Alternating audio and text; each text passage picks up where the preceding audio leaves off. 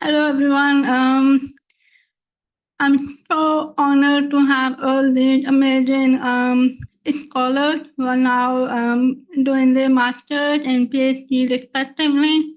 I'm Khaula Rizwan, and with me are all these Fulbright as well as South Korean global ambassador scholars, and we have a scholar who's doing his PhD from Finland. So I will let everyone introduce themselves. Hira, over to you if you can. So hi everyone, I'm Hira. I'm currently pursuing my master's in Sustainable International Development at Brandeis University at the Heller School for Social Policy and Management. And I've known Khaula for the past, I think, 2 or 3 years now. We've worked on my Fulbright application, for my evening application, for my individual applications, and I think she's the best person I've ever worked with. She's firm, she's very firm, but it's worth it in the end. So that's what I have to say about. Thank you. Well, you can give the floor to anyone now. Sidra. Okay. Okay. Hi, everyone. My name is Sidra Tariq. I'm doing a master's in higher education with a concentration on diversity and social justice as a Fulbright scholar at the University of Michigan Ann Arbor. I have known Khaula for about 3 years or more. We started professionally first from my past university, that's Habib University, that I was working at for 6 years. And we got in touch professionally. And then, of course, my Fulbright journey started with Khaula's consultancy.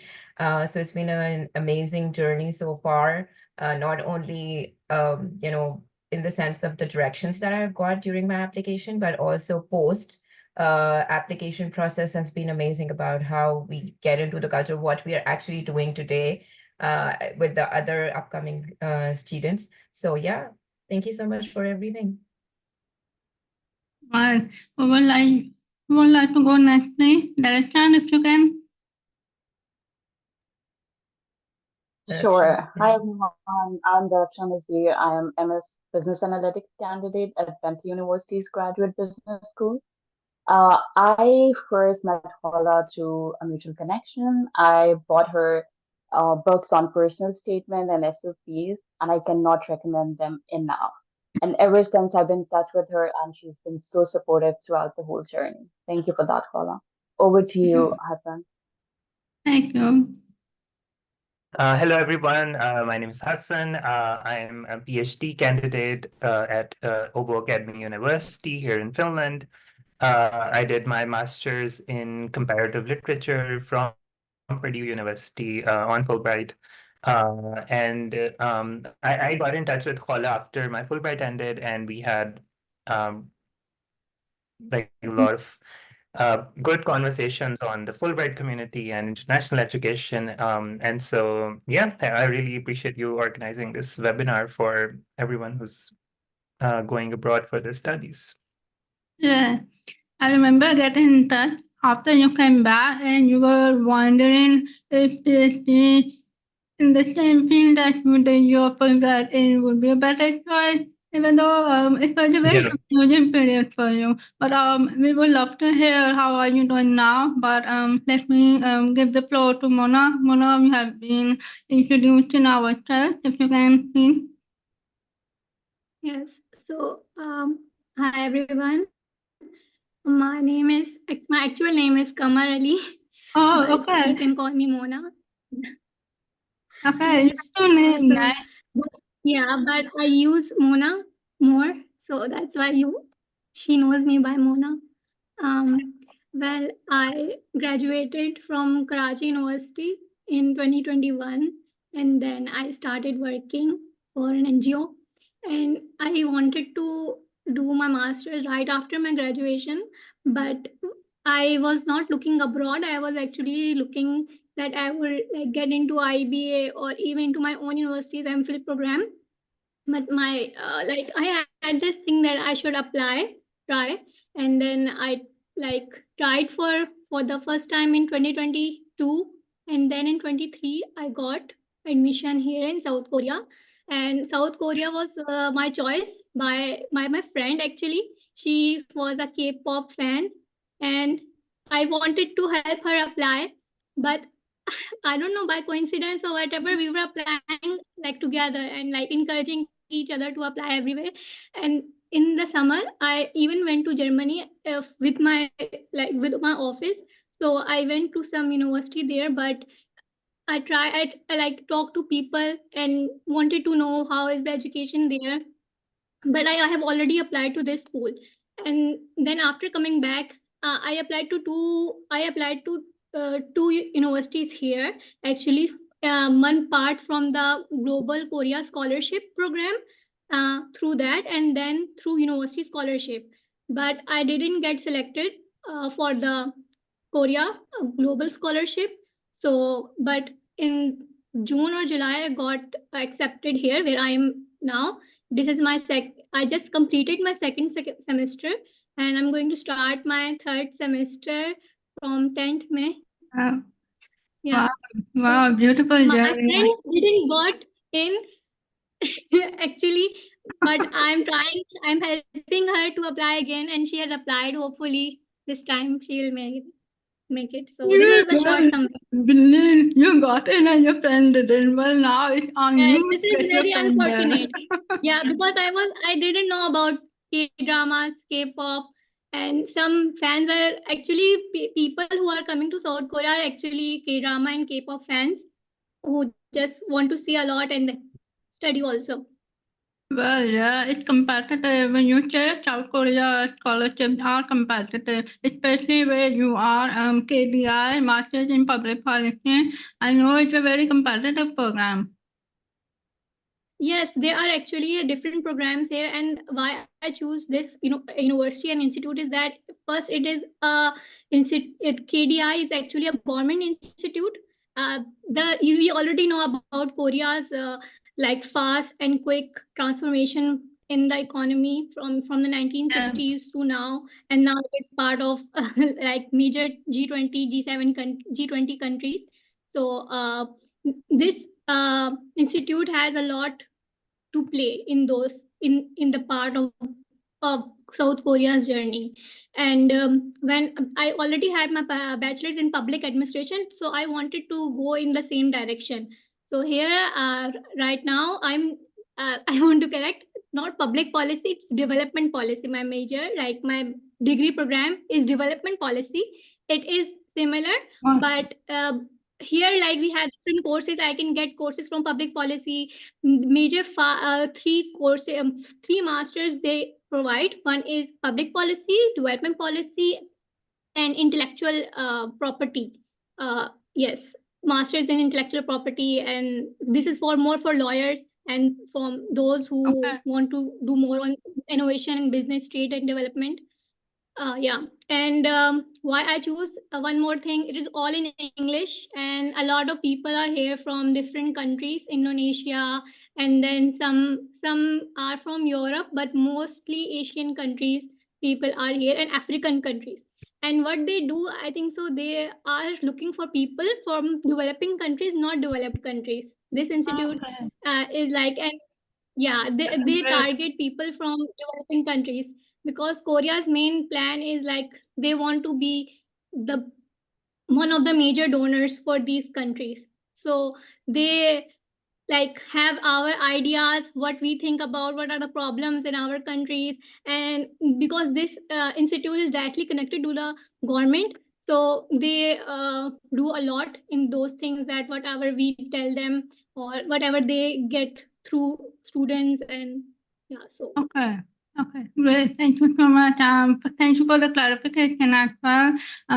Amazing. Thank you everyone for the introduction. Okay, so I think I will just open the floor for Q&A. If you have a very burning question, please do raise your hand or you can add your question in the chat.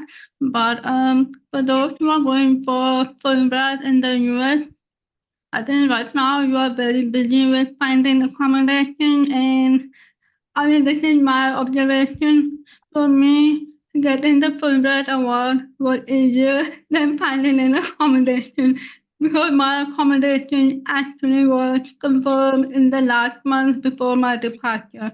So I think for those who are already there, if some of you can give some very neat advice on finding accommodation, where do we begin from? Sidra, I would like to ask you, how was your experience with your accommodation thing, finding housing, where are you living, etc.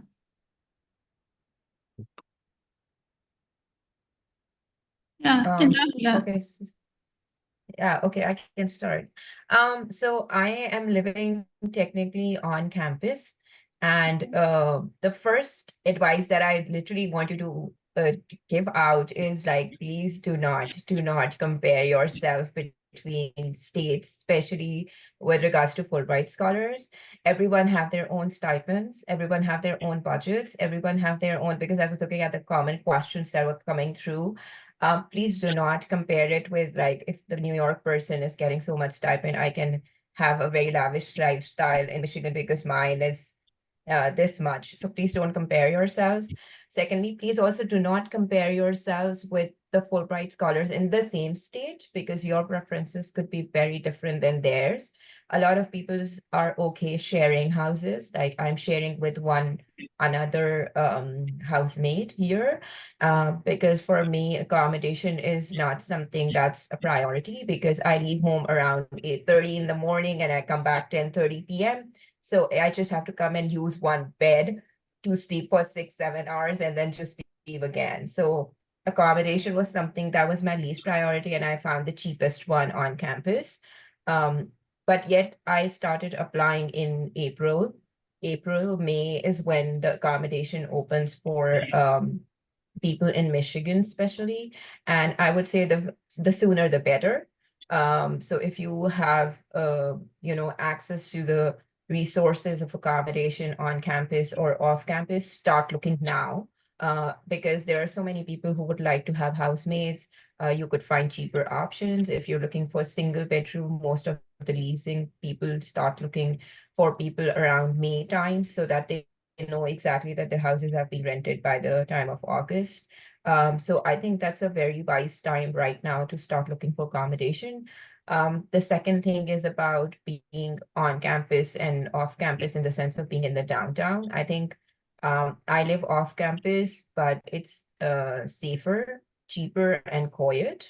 As well as the downtown is like quite a lit area in the sense of parties and clubs and everything. And most of the graduate students wouldn't prefer living there. So if kind of lifestyle that you would like to live here, it's up to you. So please, just like the gist of my advice is that please do not compare, and always prioritize what you want, and don't ask your friend how much are you paying for this or how much are you getting the groceries for.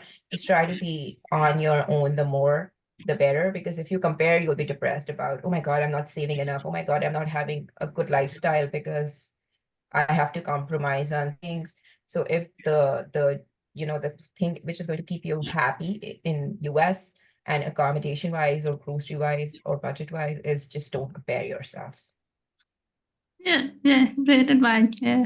Okay, Hira, I've been hearing about your apartment stories, and I'm reminded of my own. Would you like to just quickly tell that be prepared for unexpected outcomes as well? It can happen. Okay, so I think I'll start with saying that everything is going to be fine. Suppose at the end of the day. I think we need to remind ourselves, because I found my housing maybe 4 or 5 days before my flight. And okay, so first thing I would say for US, or for mainly for Massachusetts, do not rely on these platforms such as like Zillow or Craigslist. They're overly expensive and they're not worth it. Especially Craigslist, there's a lot of scam. I would advise two things for Massachusetts. Join the online groups on Facebook for off-campus housing, and also look into Facebook Marketplace, because in my experience, Facebook Marketplace is the best thing for people in Massachusetts. That's how I found my new house as well. It's affordable, and they're usually rented by rooms. So that's one thing. And second thing is for me, I'm quite the opposite from Sidra. I'm kind of high maintenance. I need my space. I need my space to be clean. I need my space to be good.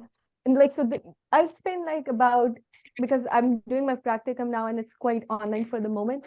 So this is my safe haven. I need this space to be myself, and I need it to be quiet. So that's what I was looking for. So what I did was when I found the place, it was way over my budget, but for me, my comfort was what was more important to me. So uh, also just keep in mind there are a lot of scams. So what I did was because the landlord was like, you need to sign the lease, but I was like, I think Hall advised me that no, you need to have someone look for it, and if it's even real or not. So what I did was I'm from the social policy department header. So that's what I did. I reached out to my academic advisor and told her she could connect me to a student, preferably a Pakistani student. So, maybe he or she they can go and they can look at my place. So she connected me with Nazir. He's also a Pakistani, he's from Hunza. So he went to the place, he talked to the landlord, he talked about certain issues or certain comments I had related to the place. He sort of acted as the middleman, and it's once everything was finalized, that's when he gave me the go ahead, and he said everything is fine, and that's when I made the payments and everything. So just make sure that you're happy with the space and someone goes and checks it out. Do not rely on video tours or anything. Scams are a huge thing in the US. And secondly, um, when it comes to your choices about roommates, please be very careful. People have very, very different personalities. That's something I struggle with, and for I would say till this lease ends. This lease ends on 31st May, and I'm really, really happy to move into my new place because I've met people who I know, you know, I, I live in the same lifestyle as me. They're really quiet. So just make sure you know that. And my personal suggestion would be to live with someone from like here so you can establish those rules, because when you're with this person from the same country, there's like I think an overlining of boundaries, and you take it a bit easy, which happens. So I would just say be careful of that. And if you know someone before, just sit down and say, this is how I'd like to work and this is how I'd like to work. And does that work for you or not? Because the new people that I'm living with, they're complete strangers to me, but we had 2 to 3 meetings. I was said, this is the hours in which I work. Is that okay with you? This is the noise that you'll probably hear from me. So let's have those basic ground rules, and if everything is okay, I think we will have a great time. So that's my advice. Well, I'm really glad you are moving out, finding new people to room with. This peace of mind you are right for me. Comfort, number one priority. I need my boundary. That's why I changed my apartment 2 times in 2 years. I mean, yes, from Pakistan, you can tell how your experience would be, but for anyone who is joining now, please remember is like please understand that unexpected outcomes can happen. But remember you will find people around you who will support you and will want to live with you for the rest of your year. That will happen. Yeah. Okay, Hassan, I'm just curious how it is like in Finland because we have Salman is an Erasmus Mundus scholar. He's hopefully joining Europe. Salman, if you can unmute yourself and let me know where is your first mobility pack in Europe? Yes, so my first mobility is going to be Ireland. Hello, I can't hear you. Yeah, Am I audible? Yeah, I think. Am I Yeah, it is in Ireland. First semester is in Ireland. Okay, it's in Ireland. Okay. So how is that different from Finland? Hassan, do you have any recommendations for Irish accommodation? Um, I don't have any idea, but I can speak generally about how accommodation works in Europe for a lot of students. And so for people who are coming on Erasmus, do know that in a lot of European countries, rent is or student housing is subsidized. But that also means that there are long waiting lists. And so, for instance, if you're coming to Finland or Sweden or any of the Nordic countries, um, what you will have to do is to apply like 2 or 3 months in advance. So once you get to know that this is where you're going, I would say find out what rental agency or what real estate agency works with student accommodations, right? Because if you are able to get that, that would mean that you will have a subsidized rate for a lot of things. And that again is very important because a lot of the times, especially in Erasmus, you might feel that your stipend is not that much, or that it would be difficult to maybe do some of the traveling that you're planning to do. And so, if you're able to get student housing, that would be amazing. Another option that comes up again is subleasing, and that especially becomes a viable option if like you just get to know that you're moving, if you were on wait list, anything else. And with sublease, and I think this goes for US as well, never transfer money to a person. Be sure that because again, people typically don't own buildings and everything. It's typically corporations. So even if you know someone, even if it's like, for instance, a Pakistani who's like, बस आ जाओ, नहीं नहीं कुछ नहीं होता, अब हम संभाल लेंगे, paperwork की tension ना लो. So like no, like this, you are coming out. So make sure that the rental agency knows that the sublease is happening, that they are CC'd in the emails that you might be exchanging, have a written record of everything, and then go for it. Because if you send money to someone, even if like it's Pakistani, it's their word versus your word. So बाद में जाकर if they want to do some stuff, तो आपके पास फिर कोई option नहीं होगी. Take signing leases very very seriously क्योंकि यूएस में खास तौर पे a lease is valid for 1 year. और आप छोड़ के नहीं जा सकते इस तरीके से. You either have to find them a new roommate, a new person to take on the lease, या फिर आपको किराया देना पड़ता रहेगा. If you अगर आप इसी तरह abandon करेंगे तो it would have implications for your credit history and all of that other stuff. And so take signing a lease very seriously. Know who is the owner of the property that you are subleasing. And if someone is subleasing, make sure that the owner of the property knows. Because if they don't know, then it would be an illegal sublease, which means कि अगर आपका कोई पड़ोसी complain करता है, खास तौर पे यूरोप के अंदर, तो आपको वो फिर मतलब आपको निकलना पड़ेगा वहां से, right? And so I think this is like the model of how it works in Europe. Student housing is many times subsidized, but you have to apply in advance. If you're subleasing, make sure that the organization who owns the building or the student housing knows this is happening, and never transfer money to a person. खासतौर पे Europe के अंदर, like US के अंदर तो आपको वो करना पड़ता है, सिक्योरिटी देनी पड़ती है, but like in Europe you don't have to necessarily give a security deposit, especially if you're moving into student housing. So when I came didn't here, know about this because in US, we have to give the yes, deposit along with the rent. It could be very tiring, but that is necessary. Good to know Europe doesn't require that. yeah, it was a huge surprise for me. मतलब US में तो पाकिस्तान से मुझे पैसे भेजने पड़े थे ताकि Yeah. मैं किसी जगह रह सकूं. But like when I came here, they just gave me the keys, and I even paid my first month rent after moving in. So that was kind of awesome. क्योंकि आप like नए नए आते हो तो it's Yeah, awesome. Right, thank you. Okay, guys, I'm opening the floor. Okay, guys and girls, I'm opening the floor. Please do unmute yourself and please feel free to ask your question if you have any.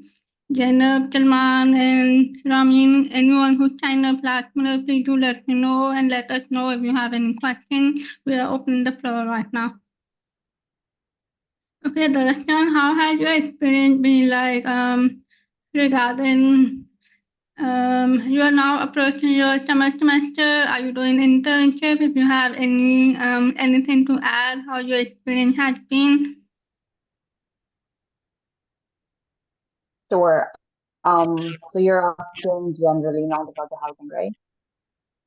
Yeah, I think I'm moving away from the housing. Just generally asking how your semester going? Are you preparing for internship? Did you uncover anything new? Sure. So yeah, my second semester is about to end, and honestly, I'm having the time of my life. A couple of things is when you go to a university, don't ever just limit yourself to that university. Make sure you're attending networking events, make sure you're attending conferences which are relevant to your field at other universities. I know so many other Fulbrighters as well are doing the same. I meet a couple of Fulbrighters every few months because they're here in Boston to attend other conferences which are not by their own university. It helps you a lot because that way you interact with people from different cultures, and you learn a lot. For me, this is the biggest learning. So a few days back, one of my housemates who's from Ukraine, she participated in Boston Marathon. So I just wanted to give her flowers, wish her well. And I left a bouquet outside her door. And then after a while, I got a text from another Ukrainian housemate, and she was telling me, "Did you leave the flowers?" I said, "Yes." And then she was like, "So in our culture, you never leave odd number of flowers to a person because that means death, funeral." And that was a learning for me because in Pakistan, it never actually mattered. Um, so the girl saved me because then she took out one Wow. of the flowers to, yeah.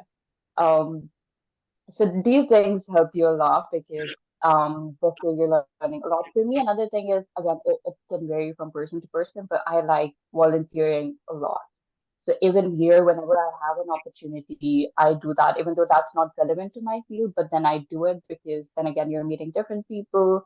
And you never know how you're gonna later use those connections in your life.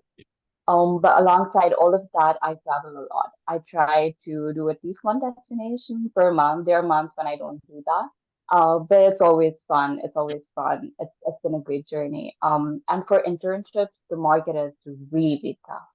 I understand that it can depend which field you're pursuing. I am pursuing business analytics, which is all analytics, business. The market is so bad right now, especially for international students. So I'm still in the search of internship at this point, although I've applied to a couple of those. But I feel like at this point, your visa status is a huge concern. Because whenever I hear back, the first email I get is, can you please confirm these things? And one of those is always your visa status.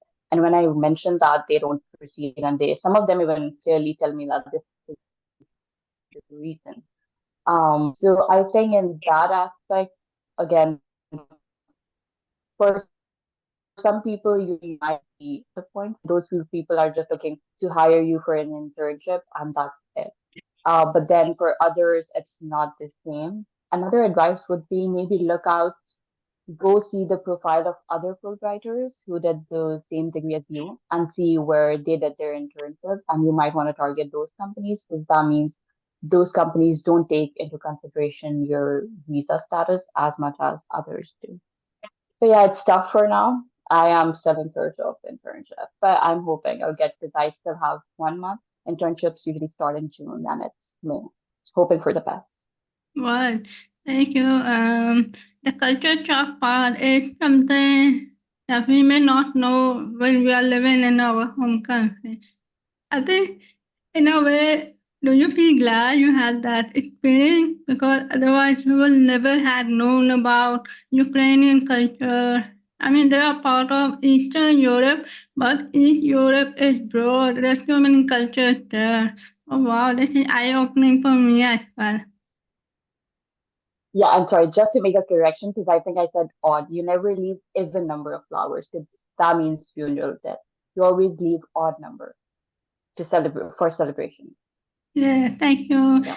Okay, so I think people are being very quiet, although they want to ask questions, but why are you being shy? Come on, guys, ask your question, ask your concern. I mean, some of you asked me in the form that you feel worried about navigating your culture shock and all that. So come on, please do engage because we are having this webinar just for you. Okay, Hira, over to you. Yeah, I just wanted to introduce someone who's here. I didn't know she would be joining. It's Yilnaz Amna Alam. She actually worked me in LS, like you remember the leadership forum, the president I was for actually 3 years, and she was just awarded Erasmus. We worked on some of her essays, but it was all her. So I just realized, I said, oh, the Nazir isn't here. And I just wanted to say that I'm really, really proud of her. And, she deserves the world. And she's soon going off. I don't know where it is, but she got the scholarship and she's off to Europe. And I'm just very, very proud of her. I just realized, I was like, ye kahan se aa gayi? But yeah. So, well, yeah. it's always like, it gives me chills, Abibi, because she used to be my junior, we used to work together, and then you see them a year later and they're doing all these things that, because I remember it was such a funny conversation. It was 2 weeks before my flight. She and Hasib, they both came to my house, and she was like, "So how are you doing?" Because I was just kind of, farewell, and I was like, I've been very tired. I was like, मुझे evening और Fulbright में सोचना पड़ा था. मैं 2 months मेरे लिए बहुत ज़्यादा, traumatic थे. Yelna sarcastically said, she said, "Allah ऐसी मुसीबत सबको दे." Then, and just a year later, she's got that same, So I just, I'm really, really Oh, proud of wow. her. I'm so proud of them as well. I know it's a very difficult journey, not knowing कि मिलेगा या नहीं मिलेगा, and then you finally get it. It's like a parent feeling proud for the children. Imagine that. Okay, I think Anam has a question. She posted in the chat. Yeah, Anam, are you here? I think she's not. Hello. Yeah, Jalna, please do. Yes, come Yes. on. Hi everyone. I'm Yalance, the girl that Hira was just talking about. And honestly, I owe a lot to Hira because the way she guided me throughout my application process, like the way she would stay up all night, like going through my motivational letter and motivating me. Because I honestly remember that conversation when I made that sarcastic comment that Allah is tension mujhe bhi de. And when I was at that point, that was the exact conversation that I could think of. And like I texted her as soon as I got my email from the Erasmus committee that I had been accepted. I'm going for my European Masters in Clinical Linguistics. And Hira was the one who motivated me throughout my time at Foreman Christian College. She was like, "Tumhara ho jayega, kar logi," and I would always think to myself that I'm not going to make it, but I owe it to her. I owe it to Hira for where I am right now. She's played a huge part in my journey for Erasmus. I know, Hira is amazing. All of you are amazing. I mean, it's very easy to pass on what you have learned. And then when you find people deserving of something, you put them as hard as possible. You better apply for the scholarship now. Okay, someone is talking about imposter syndrome. Okay, Anam is feeling like he has an imposter syndrome. Anam, can you please unmute yourself because we need to know where you are going. You are going for your PhD in speech and communication, what?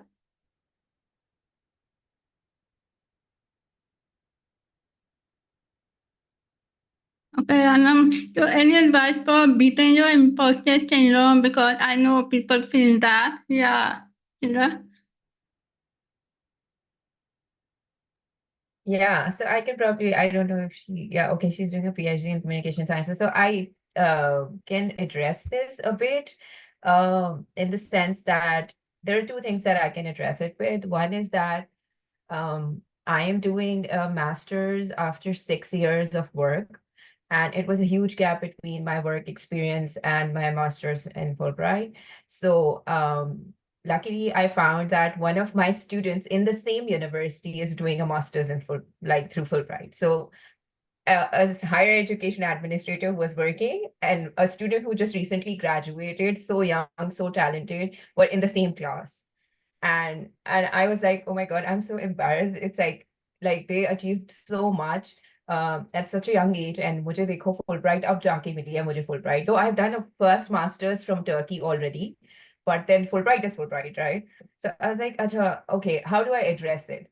So it's like how you address it. If you take it positively, you can learn so much from it. Like the professor asked me for an introduction and everything.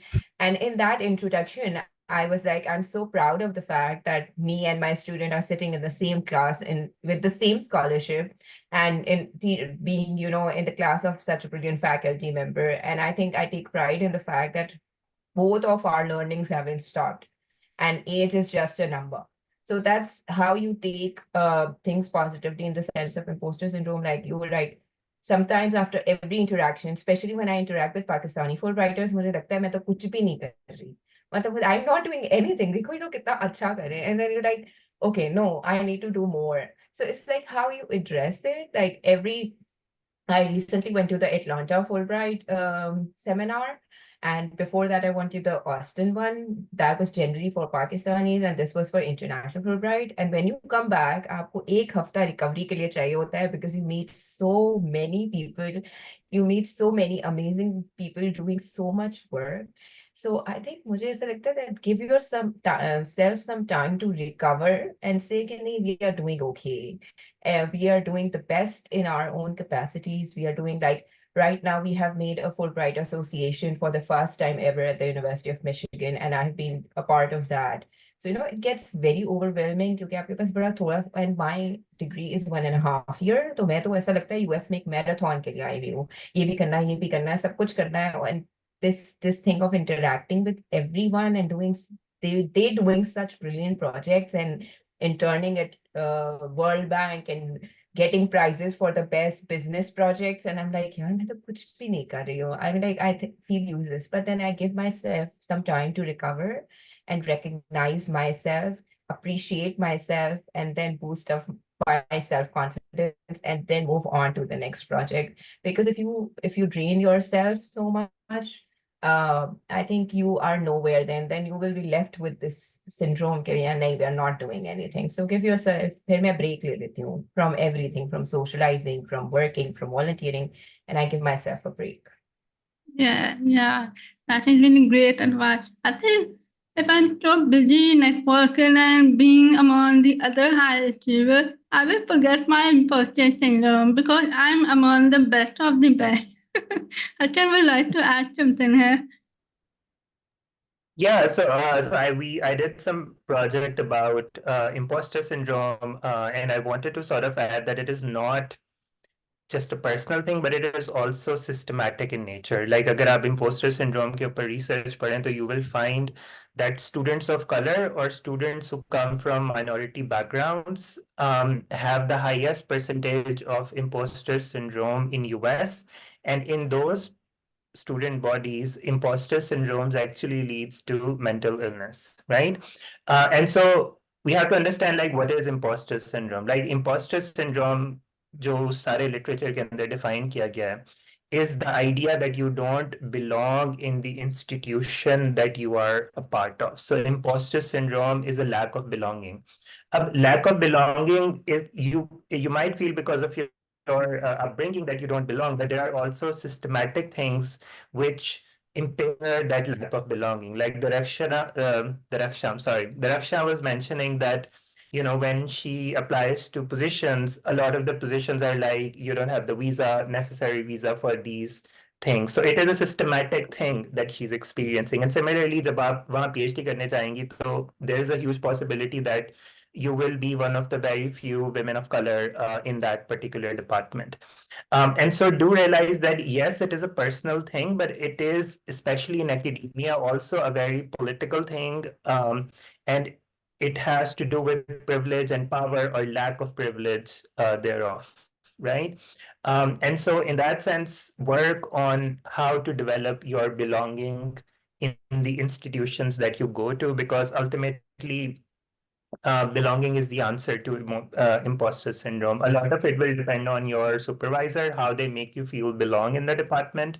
But in a lot of other ways, what you can do is find your community or find your own people, especially as a PhD scholar, because PhD is very lonely if you let it be. And loneliness, again, makes imposter syndrome even worse, right? And so think of it from the terms or lens of belonging and what are the personal and institutional hurdles that come in your way when you try to find that belonging in the academic institutions. Yeah. Okay. We don't want you to feel lonely. You are not alone. There are thousands of PhD scholars out there. I'm sure everyone feels that way. And I think some of the Fulbright master students, they are getting ready for their PhD. Just to give you a heads up, PhD can be a lonely journey. But like you have mentioned, It's how you come to terms where you belong, what identity you have. That is something you need to uncover and reflect while you are doing your program as well. Right. Okay, Darakhshan, yes, I would love to hear from you. So I completely agree with whatever Hassan and Sidra said. Just adding what helps in my case. Usually when I feel this way, I feel when I try to separate myself and just be like, let me have some time for myself, that doesn't help. Because for me, I feel like that just further escalates how you feel, and you're like, I don't belong here, this and that. For me, I try to push myself, regardless of how bad I'm feeling, how low I'm feeling. I push myself. I push myself to do the tough job. Even if it's just maybe presentations and professors asking who would be the first volunteer, you'd be like, I'd do that. If it's a club and it's leadership position, I'd be like, I'm gonna go for that. Although internally I feel scared because again you have that imposter syndrome that you don't belong here, other people are better, but you just do that because in my case, further that the more you do that, the more confidence you have with time. But again, it's not going to be a smooth journey. There are days when I leave home feeling all confident, happy, but by the time I come back, I'm crying. So it's never going to be a smooth journey. There's going to be up and downs, but make sure that you're pushing yourself. Don't separate yourself from the situation. Push yourself. Yeah. Can you also tell how do you keep pushing yourself? Do you find people around you to help you push yourself? I think it's both ways. First, for sure, you need to understand what works for you. As I've understood that it works for me, that the more I push myself, the more I become that person who's going to be at the front, I feel more confident. The second thing is it's so important to have your mentors here in US and back home as well. I'm still in touch with a lot of people. I'm still in touch with you, Paula, because it helps you a lot. And even here Yeah. on campus, I have my career coach.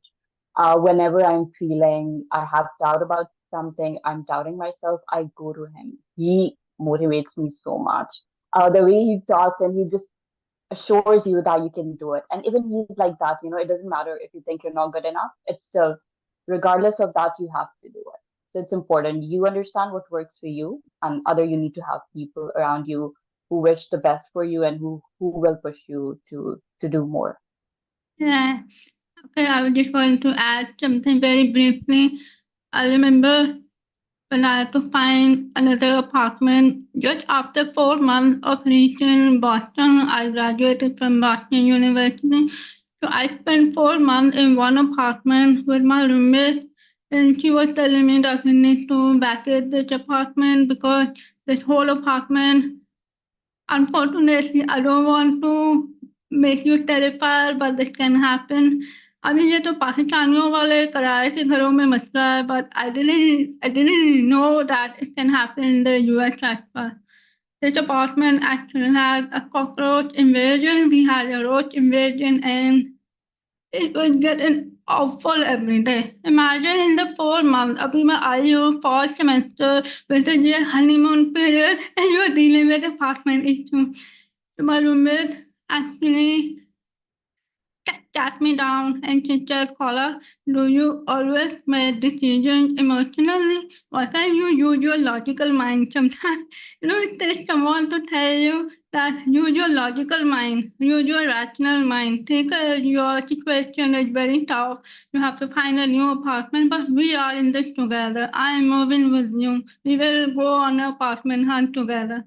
But this whole process was so overwhelming for me. It was December. We did not have proper heating in our apartment, no hot water. ये तो मुझे पाकिस्तानियों के किराए के घरों में मजा आता है because I have lived in rented house all my life. So my roommate was like, it can happen, but the landlord is not cooperating, so just leave this apartment. In the middle of a blizzard, in the middle of my finals, I had to go and find an apartment, which we found. And from there on, I had a peace of mind. People would say that Khaula used to live in a hotel because my apartment was very luxurious and all. It was high end actually. But I just want to tell you that If you find someone in your immediate community who is trying to tell you that color is not how we make important decisions here in the US, we have to be very cooperative. We have to use your rational mind. It's okay to be anxious, to be depressed, but you can't prolong it for too much. That's what I want to add. Okay, I think we have people coming. Yes, Mona, please. Yes. Sorry, Qamer, Mona, whatever.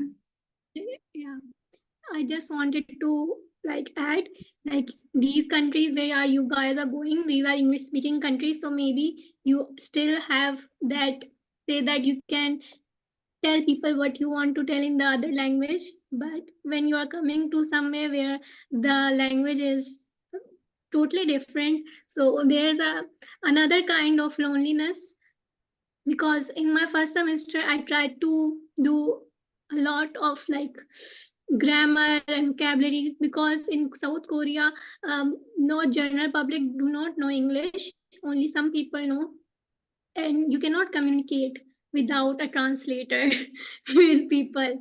Even if you for my first level of Korean, I tried to do a lot of vocabulary and journal talk, how to order something, food, and even food problems are a lot.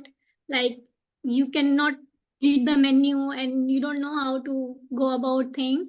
But and those people who already knew the language, even level 1, they were more they were better to go outside and to go at anywhere and have less problems, because not every city here is that good with foreigners, because it is still accepting foreigners. There are not that many foreigners in South Korea, and most foreigners are concentrated in their bigger cities like Seoul and Busan. But I live in Sejong City, so actually this why my university, if you want to apply in my university, it will be great for you, because the whole thing is in English, and there are a lot of foreigners. There are less Koreans here than foreigners actually. Okay. Yeah, there are more foreigners in my university than Koreans, because more Koreans go to university that are in Korean language, not in English. And there is halal food cafeteria, so I don't have to always think about making food for myself. And for the accommodation, you can have your own accommodation. It is similar to the same thing, like you have to lease and then you have to pay rent. So you have to give lease for the whole year. So you have to be very you have to, your decision should be you cannot get the money back. You have to give for the whole year, and then you have to give the rent throughout the year. So it's like that. And the How do you manage that if you have to pay for the entire year and if things yes, don't and work it is out? very difficult for because most apartment complexes they are owned by Korean ajumas, we say uncle aunties, yeah, people who are do not like to communicate with the foreigner. They want, and so here you may maybe want a Korean friend. So I have an angel Korean friend that always help me in every situation. Here I just got during Eid, I went somewhere and I just lost my bank card, and I don't know how to find it. I tried but I couldn't, and then I was like, "Oops, how do I manage?" Then I called her and she was like, "It's okay, no one is going to take your card here, nothing is going to happen, just go to the bank and I will be with you and I will tell you how to get the new bank card." But the process here is so smooth, and people are, there is no you can go to anywhere, and it's very safe. The culture that wise you don't feel like someone is going to scam you. So this is a good thing about here, no scamming, because people are afraid of law, and they are by nature they don't scam, they tell the truth. But the other side, for as a foreigner and as people who are not white, there is discrimination here a lot, because South Koreans have different beauty standards, and you then feel not beautiful sometimes, That's and you don't all think the that you are K-dramas like, we have been watching, they are actually based on reality. Wow. yes. And even here, like if you want to get a job or internship or anything, just the culture here is similar to Pakistan, but still like the hierarchy is here. It's not like a foreign culture, as in you can easily talk to your boss and have a friendly environment. No, it is like uh, really like the boss is right and you have to do different hours even, and there is no, even if you're looking for a job here, there is no concept of overtime here. So Koreans are very hardworking and overworked a lot. So these are just some things that make you like consider that, oh my god, did I make a bad decision coming here? I shouldn't have gone somewhere else. So but when you are like doing a degree program and you see like I have these things that I'm covering which I may not be doing in my own country, and I'm getting better education in the end. So it like it makes you feel good or better somehow. Yeah. But I think so having a local friend is a big thing if you are going somewhere which is very different culture and different Yeah. language and everything. Yeah. Reminding yourself that you are you are getting a premium education free of cost at a country where the quality of education will be much better than your own. You are learning, you are exposing yourself, you are you're uncovering new dimensions about your personality as well. It happens a lot that you never thought that you will be brave, or okay, I have actually lots of anxiety, I never knew that. It happens, you find something and then you learn that okay, I'm actually a very depressive person, but now I'm happy because I was very depressive when I was applying for my Fulbright program, and for me it was like okay, I'm feeling happy now, very happy actually. Okay, I think Munim had a question in the chat about he's going for his master in international education policy, and he mentioned that he wants to work with a multilateral institution like World Bank or the UN. And Sidra just mentioned that some people in the cohort were able to find internship. Well, I think I will give this floor to Sidra and Hira both because they are doing their internship. They are leading their project at their respective universities as well. So over to Sidra if you would like to recommend what's the best way to go about finding internship. So particularly, there are two things that I can think about this question is that try to find some work or internship as soon as you start your program. This has helped me a lot. I started my internship slash work, whatever, in September. I came in August 2023, and I started working from the 5th of September 2023 at the university. So if you have something relevant to do in your own department, be it a GSI, like graduate student instructor, research assistant, or is something that, of course, I'm not very sure if you're Fulbright, but you need work authorization from Fulbright. So if they approve it, just start working.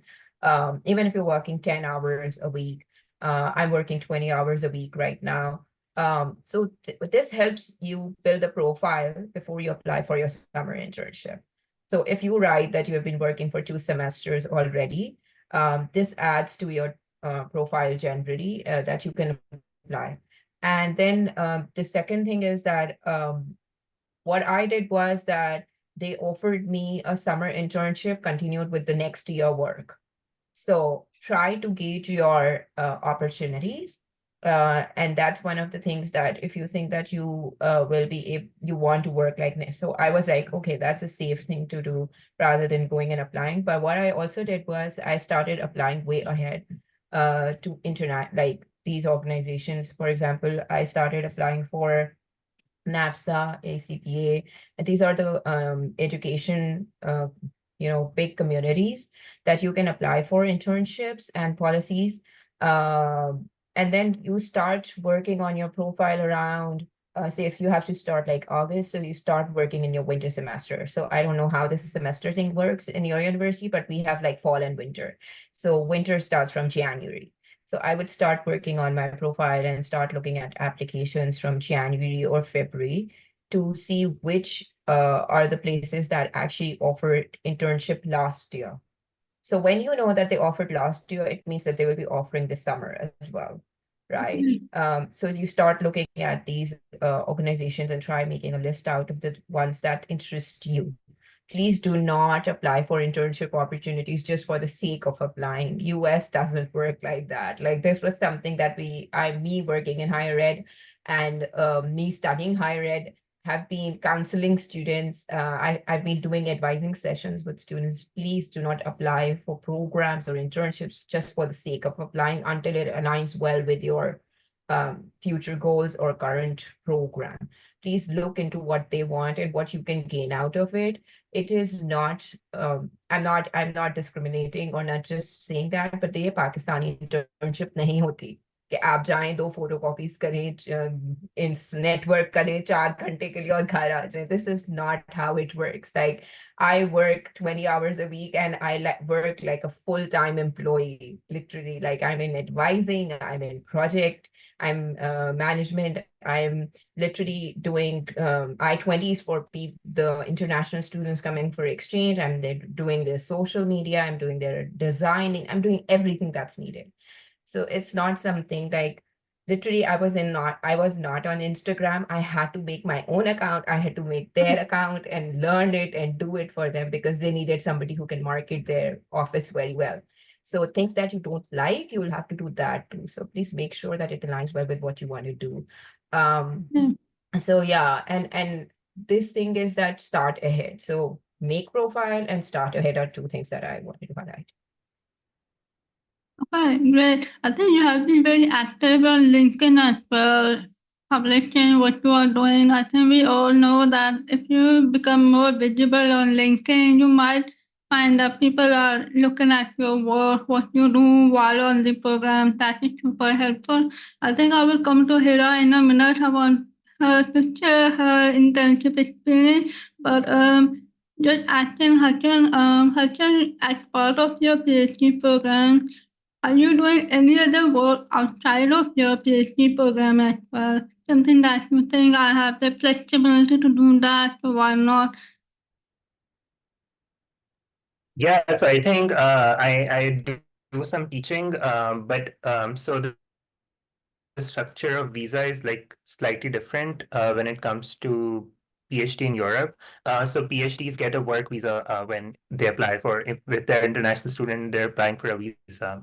So my visa condition stipulates that as long as my research goals are being met and my supervisor is satisfied with my performance, I can take up any amount of work that I want to. And so there are no limitations in terms of the hours I can work.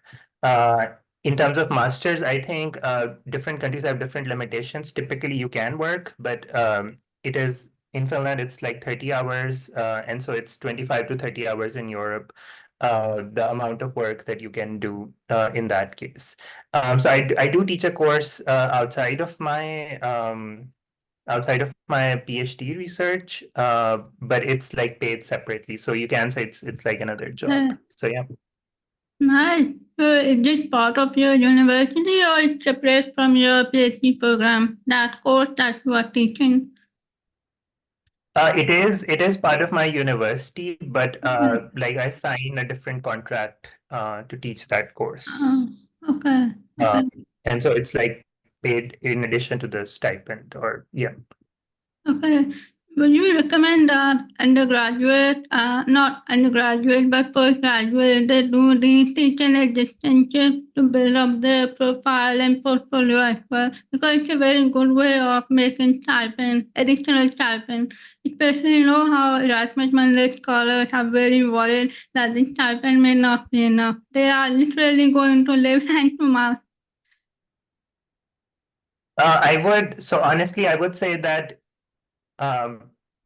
instead of doing odd jobs, I would say that spend that time on networking in US. because you might be able to like save money a little bit, but if you, for instance, spend that time in networking or volunteering or working as a research assistant, that would pay a lot of dividends in the long run. And so in that sense, I would say कि like अगर गुजारा कर सकते हैं तो don't work, क्योंकि like that is the time in which you want to make a bond with your professor, with your instructors, because a lot of these things in Europe, especially jobs in your own field, especially in countries where English is not the dominant language, depend upon how well you know people and who can vouch for you. And so I would say that instead of the odd jobs thing, spend time, building connections with the professors, with maybe the industry people. And if you get an internship in that way, then yes, go for it, but don't like go for के अच्छा delivery jobs कर लेते हैं और सारा कुछ अपनी field में अगर आपको मिलती है इंटर्नशिप तो कर लें, like that would be amazing. In fact Erasmus के अंदर तो मतलब वो internship is part of the program. Yeah. Okay, well, okay, Hira, please tell us how your internship is going. Okay. Walk I back a recently few steps. started. How did you find that? Yeah, so firstly, I started my practicum with United Nations in the United Nations Development Program. I'm working on the Tax for SDGs initiative. And this it was a requirement by my program that I had to do 6 months minimum practicum in order to graduate. So for me, my approach is very different and not many people agree with it. I'm very anti-LinkedIn. I hate that platform. That platform gives me too much anxiety. I haven't opened my LinkedIn in months, to be honest. It's just how I deal with it because as Sidra said, you feel like everyone is doing so much, and I just get overwhelmed to the point, my hands start shaking, and I'm like, I'm not good enough, and this Fulbright scholar is doing this, he's doing that, and I'm just, trying to get an A grade. That's what, that's my thought process. So what I did was, when I came in August, I was for the practicum part, I met my academic advisor and I said there are only two options for me. It's either World Bank or it's either UN.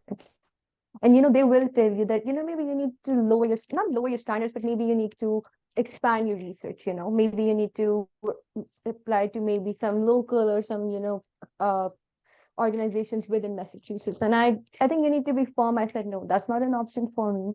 And I said, that's it. So from day one, have a very clear plan with your academic advisor so she knows where your interest is. And after that, she would only share options for practicum with me from these two organizations. And it is true that it's very competitive here. I applied to 15 internships, one in World Bank and 14 in United Nations, and I heard back from 2. So it just gives you an idea that, it's very competitive. And one thing I would stress a lot on is you need to have a different CV and cover letter for every internship. You cannot use the same CV and cover letter for every internship, because I was doing that initially, and then my academic advisor, that's not going to work. So if you go to my internship folder on my computer, you will see how different each CV is, how I've made same work experience work for different internships. So I think that's very important. That's what I think makes you at least get to the interview stage. And for the interview, I remember I was very nervous. The 2 days before my interview, I went to my program director Saidi and Dr. Hassan. I went to his office for 3 hours and I cried. I cried my heart out. I said, I don't think so I can do it. I said, I'm not good enough for UN. I said, I'm just going to tell them I cannot make it to the interview. I was crying, and there were people knocking on the door. Is everything okay? And he was like, she's just having a tantrum. Let her be. So after 3 hours, he said it's going to be okay, and he helped me through it, because I think mentorship is very important. Not in terms of networking, someone who's going to tell you that you're good enough, you can do it. So I was in his office till 11 p.m. We practiced for the interview, and then I got the internship, and after giving the interview, like 2 hours later, they said, you're hired.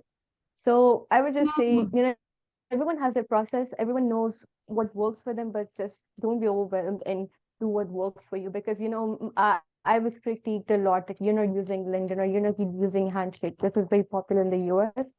but I did what worked for me. I just went to UNDP careers or UNICEF careers and just applied as Okay. seemed to me. So Okay, you didn't tell me that you tried for 3 hours. We will talk about that in a minute, maybe later. But what made me super happy is how people were vouching for you. Like Hassan said, have people vouching for you. Their endorsement matter a lot. They actually did a mock interview with you. That just warmed my heart. We don't have people here in Pakistan supporting us to get the interview. I mean, that is amazing. It's beautiful. Because interview style can be very different for different kinds of employment because internship in the US, like Sidra just added in the chat, that working in the US is more exciting for me. Probably you are learning more than your academics during your internship as well. Now, does this My make you interview, feel, yeah, Hira? yeah, my interview was for 1.5 hours. It was a long interview, and I started on 1st May, 1st, 2nd, so like Wednesday, Thursday, Friday, and I cannot tell you already how much work I have. I've been assigned 24 countries for the initiative, and I'm constantly making reports and everything. But I mean, it's a lot. And, people are asking me, what are your summer plans? I'm like, I don't know. I don't even know if I can take some days off. It's like, I don't even know if I want to take some days because I'm enjoying my work. Because my internship is like using my bachelor's degree finance and, using my master's degree international development, merging them both. Yeah. That was a perfect way for me to use That my is degrees. amazing. But We wish you. it's a lot. I'm Thank glad. you. I'm glad. In our time back in 2015, in our Fulbright, there was a policy that for the summer, 3 months of summer, you need to be busy or engaged with your academics or internship 2 out of 3 months. Has the policy changed or is it still the same? I think it's changed because Okay. in summers you're allowed to, like, I'm working from May till November because that's how my practicum is, and you're allowed to work up to 40 hours per week. Okay. Okay. Well, Then, I think it seems like a very cliche or a very basic advice that everything is going to be fine. When I was coming, I was stressing about 1,000 things. My house saying I'm gonna make friends because for me the first 3 months they were really difficult. Being away from family and you know what? I'll say one thing that I realized: you discover yourself a lot when you live alone. Currently, I'm completely alone. My roommate is back home in Pakistan, and you learn a lot about yourself. And one thing my mom used to say that I'm never able to express anything. If I'm feeling sad or if I'm happy, I just have one stoner face, and that my mom was like, I could never read you. And I think being away from my parents, it has completely changed me. I like after this, I'm gonna call my dad and I'm gonna talk about the paper I wrote about Pakistani military. And it's just you realize the value of relationships. And I've never done anything for Mother's Day. I find these is very cliche, and I'm looking for gifts that I can send Amma. It's just like you realize value of things. And people ask me. My professor asked me if I'm ready to go back home. Once what's my degree? And I was like, absolutely. Because for me, it's like, bas bahut ho gayi hai. I need my family. And, so you just realize value of things that you take for granted. I didn't know how to cook. I still don't know how to cook. And, I'm really calling my amma and she's on call for maybe for 3 hours. And even after the call, the food tastes so bad, so bad. But it's just like, you realize what's really important to you. Yeah, education is important, building your case is important. But for me, I realized that, for me, my parents, they're my core focus. So I think it's just self-realization of things when you move away. yeah, learning to cook is very difficult. Pakistani cuisine are difficult. Nobody can master that. I mean, we don't blame ourselves. That's not. We can make a sandwich, we can make a pizza, but Pakistani cuisine are tough. It takes some years to learn how to become a very good cook here. Okay, guys. Thank you everyone for being here and for sharing your perspective. I think the positive message I can give for anyone going is you work hard for an opportunity, a full ride, so you can get your education. Anytime you feel demotivated or you feel like giving up, remember your primary reason for why you are here, and then go back to your application. That will keep you, reaching your goal. Before you know it, you will be graduating, and I'm telling you, time flies very fast, very fast. So all the best for your commencement, and if you have graduated, all the best for your graduation, and I wish you all best of luck for your internship. And if you're incoming, please do reach out to us anytime you want. Thank you, everyone. And